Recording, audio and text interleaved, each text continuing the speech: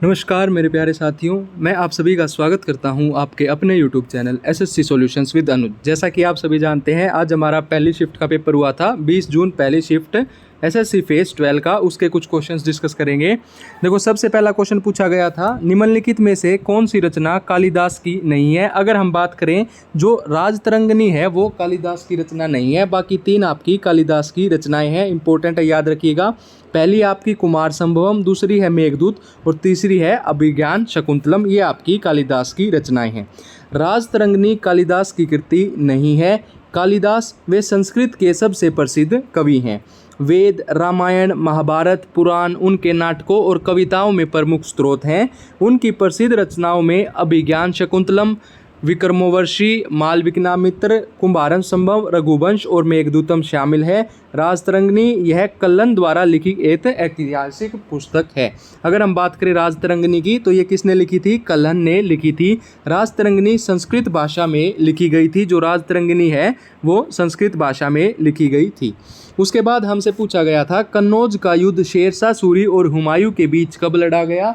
हमसे mainly year पूछा गया था कि जो बैटल ऑफ कन्नौज है वो कब हुआ था। तो सबसे पहले देखो, जो चौसा की लड़ाई हुई थी वो कब हुई थी? 1539 में हुई थी। शेरशाह और हुमायूं की सेना के बीच लड़ी गई थी, जिसमें हुमायूं बुरी तरह से हार गया था और भाग गया था, और हुमायूं की बहन गुलबदम बेगम ने उसकी जीवनी हुमायूं लिखी थी। ठीक है, हमसे पूछा गया था बैटल ऑफ कन्नौज, तो 1540 में आपका बैटल ऑफ कन्नौज हुआ था। ठीक है, 1539 में क्या हुआ था? चौसा की लड़ाई हुई थी। ठीक है, उसके बाद अगला क्वेश्चन आता है। अगला क्वेश्चन कहता है, प्रधानमंत्री उज्ज्वल योजना किससे संबंधित है। प्रधानमंत्री उज्ज्वल योजना किससे संबंधित है? तो ये जो आपकी प्रधानमंत्री उज्ज्वल योजना है, ये 1 मई 2016 को उत्तर प्रदेश के बलिया में लॉन्च किया गया था। यह जो है आपकी बीपीएल महिलाओं को मुफ्त एलपीजी कनेक्शन प्रदान करती है। क्या करती है? एलपीजी कनेक्शन प्रदान करती है। तो ऑप्शन नंबर 3 हमारा सही आंसर हो जाएगा। जो कौशल भारत कार्यक्रम है, इसे 15 जुलाई 2015 को भाजपा के नेतृत्व वाली सरकार ने लॉन्च किया था। प्रधानमंत्री जन धन योजना को वर्ष 2014 में 28 अगस्त को लॉन्च किया गया था, और जो आपकी प्रधानमंत्री सहल बिजली योजना है, उसको सौभाग्य को सितंबर 2017 में लॉन्च किया गया था। उसके बाद अगला क्वेश्चन आता है, केंद्र सरकार की पहल योजना निम्न में से किससे संबंधित है। अगर हम बात करें केंद्र सरकार की पहल योजना, तो वो किससे संबंधित है? वो आपकी देखो, पहल योजना का मतलब है प्रत्यक्ष हस्तांतरित लाभ है। पहल योजना का मतलब ये है, इसे एलपीजी गैस उपभोक्ताओं के लिए भारत की केंद्र सरकार द्वारा आरंभ किया गया था। तो उपभोक्ता के खाते में एलपीजी सब्सिडी हस्तांतरण इसको कहेंगे।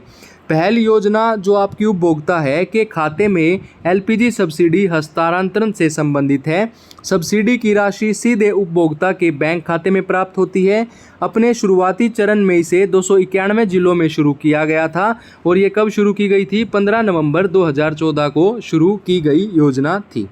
ठीक है, उसके बाद अगला क्वेश्चन आता है, शेर शाह को किसने कैद किया था।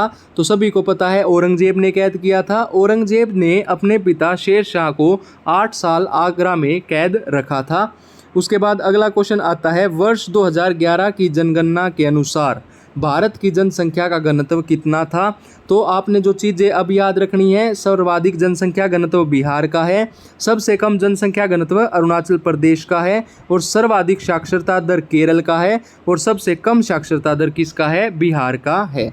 ठीक है, उसके बाद है, निम्नलिखित में से कौन सा खेल बुल्स आई से संबंधित है। कौन सा? बुल्स आई शब्द से कौन सा खेल संबंधित है? आपका निशानेबाजी संबंधित है। बुल्स आई एक शब्दावली है जिसका उपयोग राइफल निशानेबाजी खेल में किया जाता है।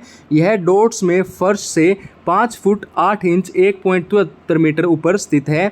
बुल्स आई विभिन्न रंगों या निशानों में आती है, और स्टिक लक्ष्य पर निशाना करने वाले खिलाड़ियों का अन्य भागों की तुलना में उच्चतम स्कोर होता है। उसके बाद है, गोम्बे हब्बा निम्नलिखित में से किस राज्य का प्रसिद्ध त्यौहार है। अगर मैं बात करूं गोम्बे हब्बा की, तो वो आपका कर्नाटका का प्रसिद्ध त्यौहार है। हर साल दशहरा नवरात्रि के दौरान उत्साही व्यक्ति कर्नाटका में गोम्बे हब्बा या गुड़िया उत्सव मनाते हैं।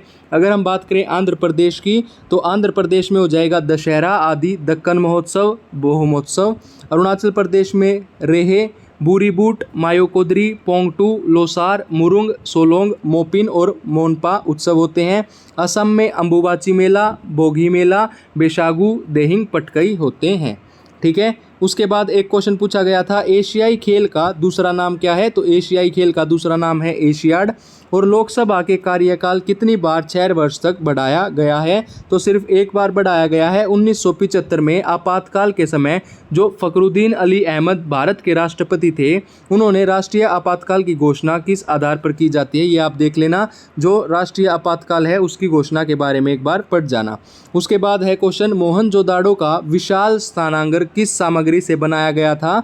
तो मोहनजोदाड़ो का जो वो था वो ईंटों से बनाया गया था। मोहनजोदाड़ो का विशाल स्नानागार ईंटों से बनाया गया था। मोहनजोदाड़ो के विशाल स्नानागार की स्थापना जो है 1920 में हुई थी और इस स्नानागार का आकार 897 वर्ग फुट था। ठीक है। अभी बच्चों इतने ही क्वेश्चन मिले हैं, बाकी जैसे ही मिलेंगे उनकी वीडियो बना दी जाएगी। वीडियो को देखिए, लाइक कीजिए, शेयर कीजिए और सब्सक्राइब कीजिए। धन्यवाद।